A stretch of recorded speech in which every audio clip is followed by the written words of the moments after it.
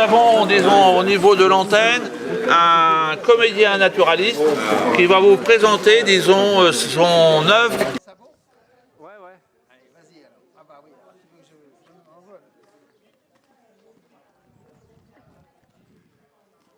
De cette fête de la nature, un bec en sabot. Alors c'est la seule chose que j'ai revendiquée de mon existence, c'est d'être un bec en sabot. Je vais vous expliquer pourquoi. Il est originaire de la vallée du Nil, ce bec en sabot. Et il aurait dû être présent parmi nous à 7 heures afin d'inaugurer une manifestation placée sous le signe des chênes, parce que nous sommes à l'espace des chênes. Et qui dit chêne dit jet, qui sont les agents efficaces de leur dissémination et de leur insémination bocagère. Et de toute la communauté des oiseaux qui sont forts en bec. Alors je vais vous en donner une liste pêle-mêle, mais qui n'est pas exhaustive. Vous avez le gros bec casse-noyau que j'ai rencontré, mais là c'est extrêmement vrai, à l'entrée du château du Plessis dans les années 70. Vous avez aussi le bec en ciseaux, les becs croisés des sapins, les becs figues qui sont les noms génériques pour les fauvettes, en intégrant bien entendu la longue liste des becs as, des becs assos et des becs acines.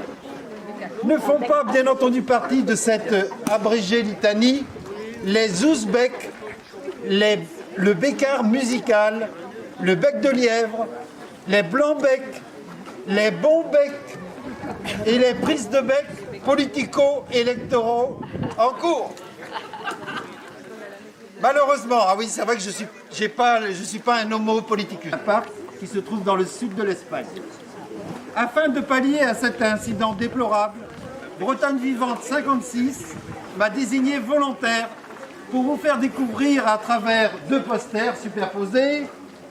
Ce sont des posters rieurs. Vous voyez, ils sont amusants, ils sont rieurs, posters rieurs. Les richesses naturelles et paysagères de la commune de Crac-Boum-U. Entre parenthèses, je suis un indigène pur beurre de cette commune. Le village de Kerbois en Crac et pas le Kerbois en Auray. Et voilà, étant moi-même, alors je suis très proche des oiseaux, et revendiquant sous l'autorité et la notoriété de Florence Laperrière, ici présente, voilà, il lève la main, voilà la photographe, quelques-uns des sites remarquables de ce terroir. Donc c'est uniquement quelques-uns. Il se trouve que depuis le 17 avril, bien qu'habitant Crac, je me suis permis de farfouiller un peu à droite et à gauche et j'en ai trouvé des vertes et des pas mûres. Cette première approche est loin d'être exhaustive et se veut être qu'une invitation à poursuivre une prospection, un inventaire plus rigoureux.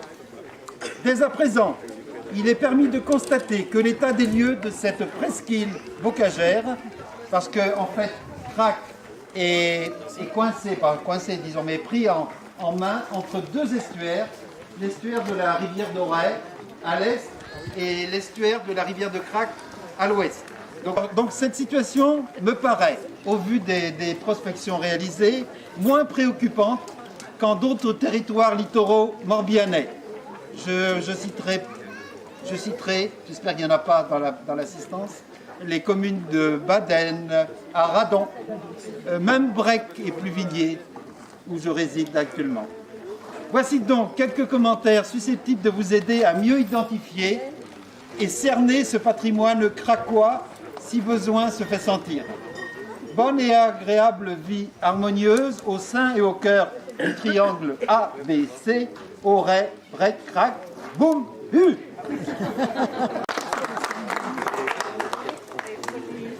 Donc je peux tenter de vous expliquer.